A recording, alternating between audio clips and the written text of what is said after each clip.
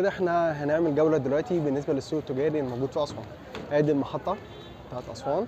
بعد كده بنخش هنا على السوق. طبعا السوق هنا فيه كل حاجه انتم محتاجينها، سواء كانت من ملابس، عطور، هدايا، في الحاجات برضو الحاجات الخاصه بالمشهور بيها بالصعيد، زي مثلا العيش الشمسي، في الحنه، في الملوخيه الناشفه، في برضو الاحجار، في بلح زي ما انتم شايفين. في كل حاجه او الاماكن المشهوره كلها هنا.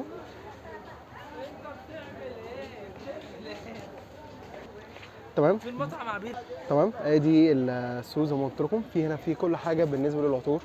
في عندك هنا الحنه، تمام. في عندك بقى الكركديه، وهنا طبعا بالنسبه لاهل اسوان مشهورين هنا بالنسبه للكركديه. في طبعا ايه البيت الحاجات التانيه الخاصه بالعطور.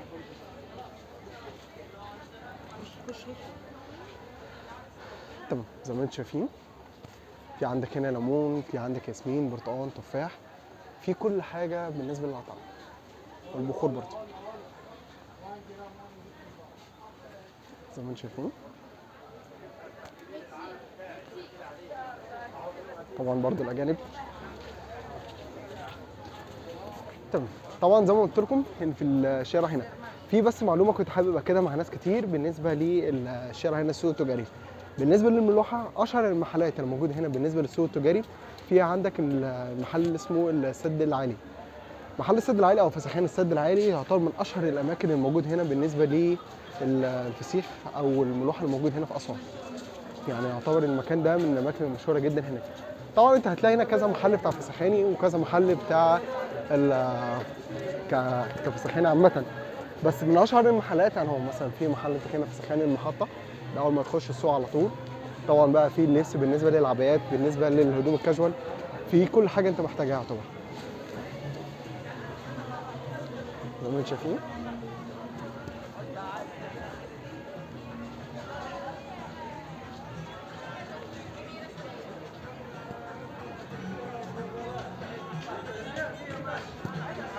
بس في نقطة مهمة كنت حابب بس أكد معاكم فيها، إن هو بالنسبة للسوق التجاري هنا إن هو متقسم كذا جزء. يعني إحنا مثلا كل تندة من دولت زي ما أنتم شايفين هي متقسمة بالتندات. كل طريق من دولت بيكون متقسم على حسب الأماكن اللي أنتم محتاجينها. وطبعا كل مربع فيه الحاجات المحلات أو الحاجات المشهورة فيه، علشان برضو تسهل على ناس كتير. برضو في سوبر ماركت، أدي المحل التاني فسخان السلام.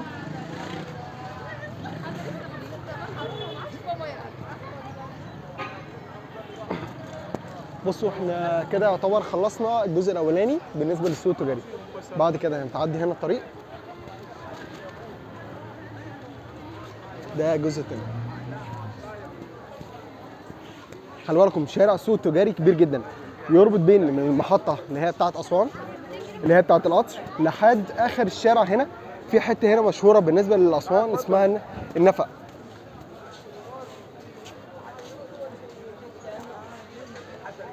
تمام زي ما قلت لكم احنا ده الجزء الاولاني بالنسبه هنا للسوق.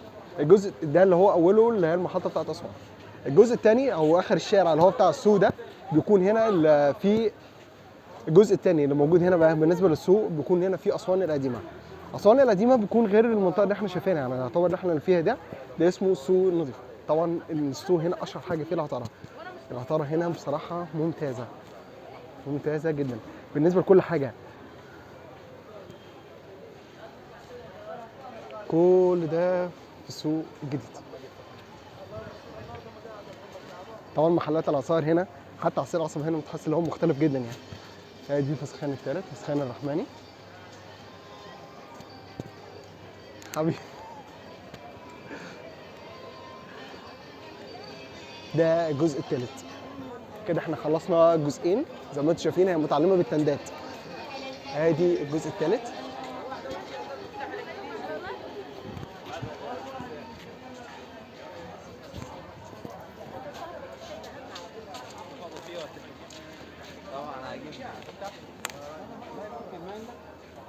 في هنا بقى طبعا الحاجات اللي هي الخاصه بالعلاج الطبيعي.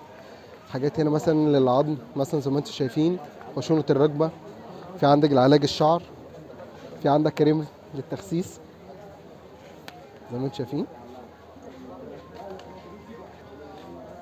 طيب كل الحاجات اللي انا بقول لكم عليها دي كلها دي حاجات كلها منتجات طبيعيه مليون في المية يعني. ده محل اسمه عطارة المصطفى. تمام كده هنخش بقى جولتنا. بالنسبه لاسعار اللبس هنا كويسه جدا، يعني شبكه الجلد هنا كبيره بتوصل مثلا 300 350.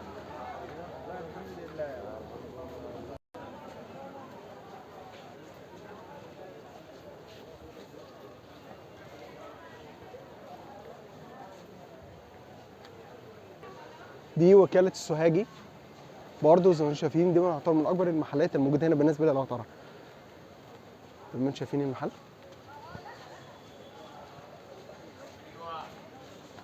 احنا لسه هنخش من جوه برضه.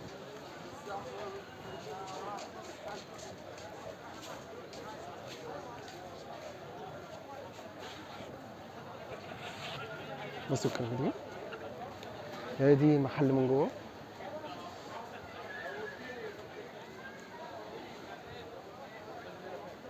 في برضه قسم اللي هو بتاعت الاعشاب في الحنه زي ما انتم شايفين.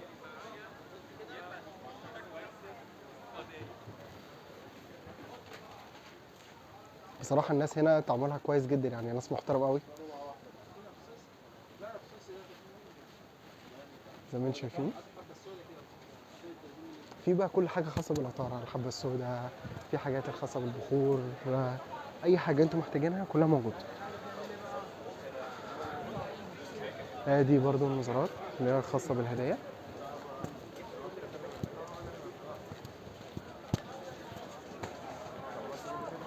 كل ده احنا لسه السوق، خلي بالكم الشارع سوق كبير جدا، علشان برضو الناس اللي متعرفش يعني المسافه اللي بينها اللي هو من اول السوق لحد اخره كبير قوي. طبعا هو في محلات هنا بتيجي على المنجين.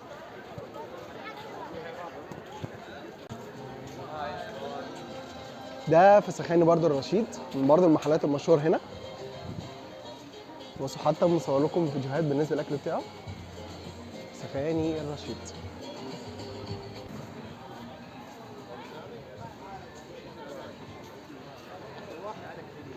بصوا بقى يا جدعان، انا طبعا قلت لكم ان في محلات كتيره جدا بالنسبه للفسخاني مشهورين بالنسبه هنا في السوق التجاري في اسوان، لكن اشهر محل او اكتر محل حلو جدا بالنسبه للفسخاني او حاجه زي كده اسمه فسخاني السد العالي.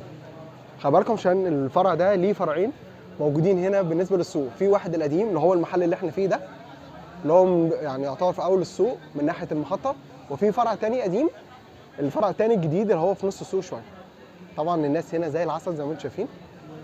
المنتجات هنا يعني الفسيخ حاجه نظيفه قوي، وفي نظام برضو تغليف ان هو بيقفل لك الحاجات اللحام بتاع العلبه كلها. بالنسبه للهدوم هناك في السوق التجاري او سوق السياحه بتاع اسوان، بصراحه هناك ممتازه. في هناك شويه محلات يعني حاجات بتاعتهم حلوه، وكمان احسن حاجه في التعامل في السوق السياحه بتاع اسوان ان التعامل بتاع الناس هناك بيكون كويس جدا وراقي واسلوب كويس ومحترم قوي. فطبعا دي حاجه بتكون مهمه لما حد بيتعامل مع اي محل. فزي ما انتم شايفين الاسعار هناك بتكون كويسه. جاكيت الجلد ممكن يعني اللي هو السكاي بيوصل مثلا في حوالي 300 350. المناطيل الجنسي هناك في 200. السويتشيرت ممكن توصل برضو في حوالي 250 300. اسعار تعتبر شبه مناسبه مقارنه بالاسعار اللي لو احنا قارناها هنا بالقاهره. فبتمنى باذن الله ان شاء الله كده لو انتوا نزلتوا سوق السياحه بتاع اسوان هتلاقوا فيه حاجات كتيره جدا هتعجبكم. واتمنى باذن الله كده ما تنسوش الاشتراك وعمل لايك وشير للفيديو، وطبعا عروض رحلات تسليم زايد سواء كانت على الفيسبوك او على اليوتيوب، واكون الفيديوهات اللي انا بنزلها لكم على طول بتعجبكم واكون عند حسن ظنكم. وشكرا جدا ليكم مره تانيه.